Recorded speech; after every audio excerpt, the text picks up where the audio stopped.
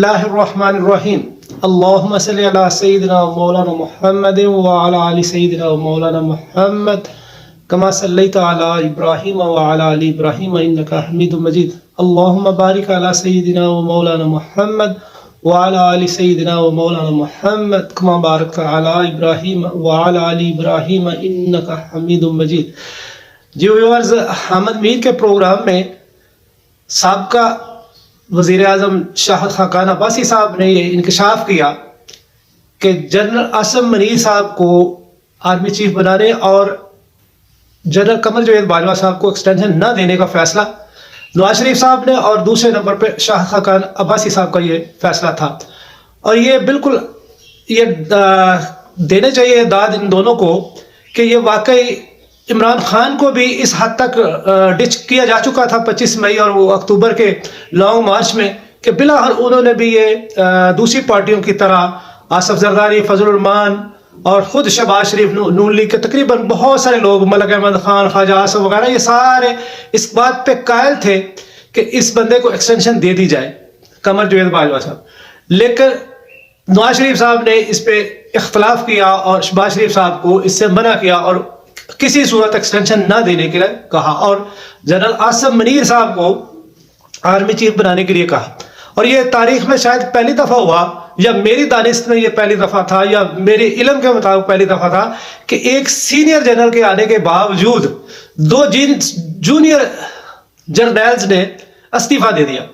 ہمیشہ ہوتا یہ تھا کہ جب کسی جونیئر کو لایا جاتا، 5ویں، 6، 7ویں، 8ویں نمبر سے کسی کو اٹھا کر آرمی چیف بنایا جاتا تو سینئرز استعفیٰ دے دیتے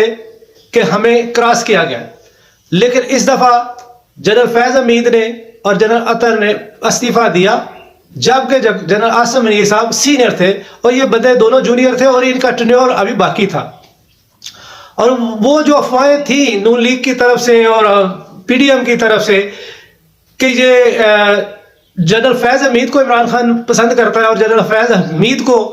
آئندہ آرمی چیف بنانا چاہتا ہے، وہ افواہیں بھی دم توڑ گئی، اور خود شاہد خاقان عباسی کے اس میسج میں بھی یہ بات اور خود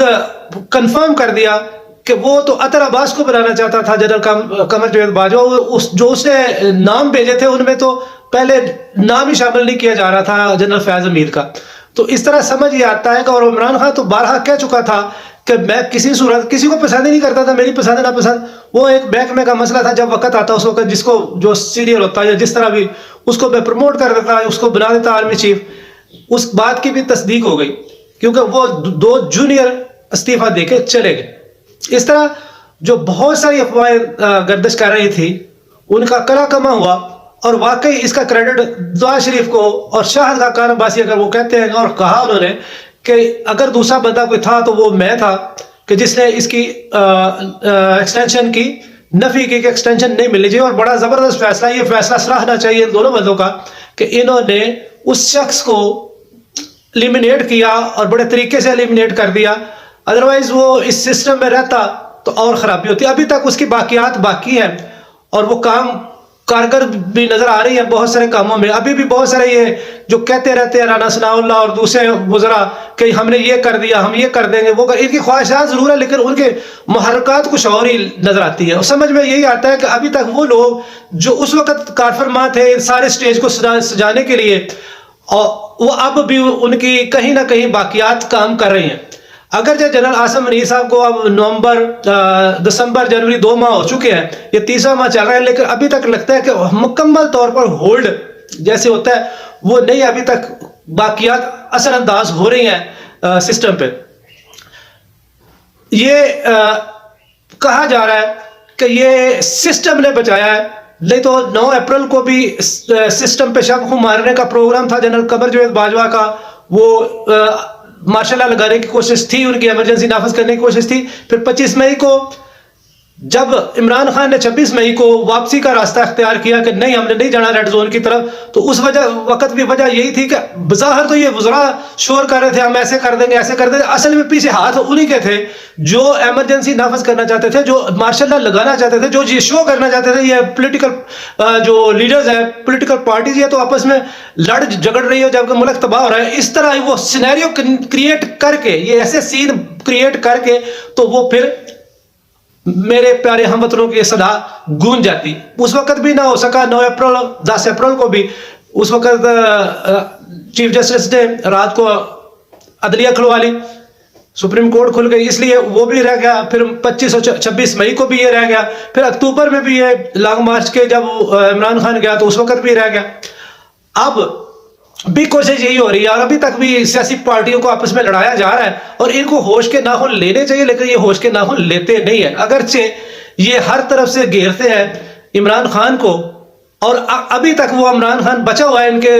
گھیراؤ میں نہیں آ رہا. آئی ایم ایف نے جب بہت ساری شرائط کا کہا کہ یہ کرے وہ کرے, اس میں ایک شرط یہ بھی تھی کہ آئندہ آنے والی کوئی بھی پارٹی ہو, پاکستان کی کوئی بھی پولیٹیکل پارٹی ہو, سب کو سائن لیا جائے تاکہ کوئی بھی ایگریمنٹ سے باہر نہ بھاگ سکے. اسی وجہ سے انہوں نے اے پی سی کا اعلان کیا, لیکن وہ نہیں, اے پی سی بھی منعقد نہیں ہو سکی اور اس نے انکار کر دیا عمران خان نے. پھر اس کے بعد انہوں نے دوسرے پینترا بدلا اور یہ کیا کہ ہم منی بجٹ لاتے ہیں اور منی بجٹ آرڈیننس کے صدارتی آرڈیننس کے ذریعے لاتے ہیں. تو صدر صاحب نے بھی انکار کر دیا کیونکہ اس طرح یہ پھر لوگوں میں جا کے وابیلا کرتے, کیونکہ یہ 14 پارٹی ہیں اور اتنے ماؤتھ پیسز بن جاتے ہیں اور ان کے آگے بہت سارے ماؤتھ پیسز ہیں اور وہ ایک عرصہ سے تقریباً 30-40 سال سے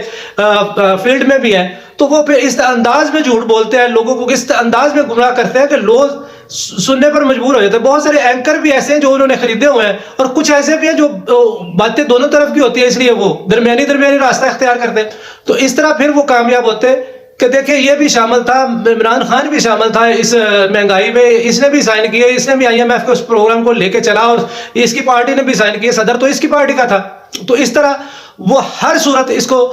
اس سے کام کروانا چاہتے تھے, چاہے اے پی سی پہ بلا کر یہ اندیا دے دیتے کہ جی وہ بھی شامل تھا, یا اب صدر صاحب سے آرڈیننس کی اجرا کے بعد کروا دیتے. لیکن دونوں صورتوں میں وہ کامیاب نہیں ہوئے. لیکن اب انہوں نے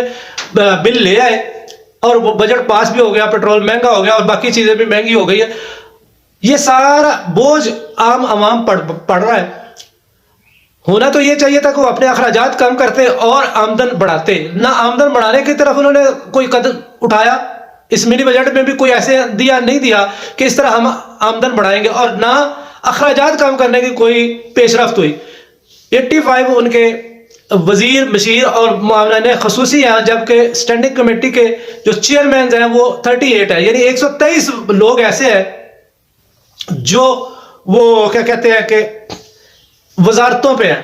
جو وہ امراۃ لے رہے ہیں جو وزیر لیتا ہے. اور اس طرح یہ اخراجات بڑھاتے ہی جا رہے ہیں, کم نہیں, بالکل اپنی طرح اپنی جیب پہ. یعنی کہ وہ جو اخراجات خود کر رہے ہیں سرکاری وسائل سے, جو کہ کم کرنے چاہیے, اس سے جو پیسے بچ سکتے تھے وہ پیسے لوگوں سے نہ لیے جاتے ٹیکسز کی صورت میں یا جو منی بجٹ پیش کرنا پڑا. لیکن وہ اس طرف توجہ نہیں دیتے کیونکہ وہ اپنے اللہ تللوں کو تو ختم نہیں کرنا چاہتے, کیونکہ اسی بجٹ میں سے پھر وہ بعد میں کل کو الیکشن کے لیے بھی لوگوں کو فیسیلیٹیٹ کریں گے, ان کو پیسے دیں گے, انہیں کہیں گے کہ آپ الیکشن لڑو جا کے. تو یہ سارے انہوں نے گورکھ دھندے کر رہے ہوتے ہیں. انہوں نے سارا بوجھ ڈالنا غریب عوام پہ ہی ہوتا ہے. اگرچہ عمران خان کے دور میں بہت زیادہ اچھائی نہیں ہو سکی کیونکہ کرونا تھا اور دوسرے بھی مسائل تھے ساتھ ساتھ, لیکن اس کے باوجود وہ احساس پروگرام کے تھرو بہت کچھ دے رہا تھا غریبوں کے لیے. وہ اس نے زندگی اتنی مشکل نہیں کی ہوئی تھی, اگرچہ وہ بھی آئی ایم ایف کے پروگرام میں تھا اور اس آئی ایم ایف کے پروگرام میں ہوتے ہوئے اس نے غریبوں کو بھی دیا, ان کے وظائف لگائے ہوئے تھے, ہیلتھ انشورنس دی تھی 10 لاکھ کی, اور بہت سارے اس طرح کامیاب نوجوان پروگرام, کامیاب کسان پروگرام, اس طرح بہت سارے کام تھے جو اس نے کیے ہوئے تھے. یہ لوگوں کو باور کرا رہے ہیں جھوٹ اور جھوٹ مسلسل. اور دوسرا الیکشن سے یہ بھاگ رہے ہیں.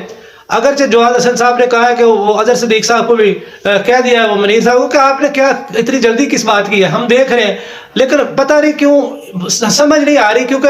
اسلام آباد ہائی کورٹ نے کہا تھا الیکشن کمیشن کو کہ آپ اسلام آباد میں جو بلدیاتی الیکشن ہے وہ کروائیں اس ڈیٹ کو, لیکن انہوں نے نہیں کروائی. اور آج تک دوبارہ کسی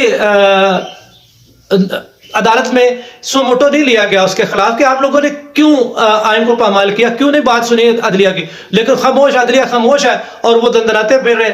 کوئی بھی کنٹرول کرنے کے لیے جو فیصلے ان کے خلاف یعنی کہ آتے ہیں اور وہ اس پر عمل درآمد نہیں کرتے, اس فیصلوں کی پاسداری کروانے کے لیے کوئی شخص بھی کیا کہتے ہیں اسے ریاستی اداروں میں سے کوئی شخصیت بھی آگے نہیں آ رہی اور انہیں نہیں انفورس کر رہی کہ آپ نے کیوں یہ فیل کیا اور کیوں نہیں یہ امپلیمنٹ ہونے دیا. اب تک کے لیے اتنے ہی, دعاؤں میں یاد رکھیے گا. اپنے اس چینل کو بھی یاد رکھیں, سبسکرائب کریں, بیل آئیکن کو پریس کریں لائک کریں، کمنٹ کریں اور اپنے دوستوں کے گروپ میں شیئر کریں۔ اللہ حافظ۔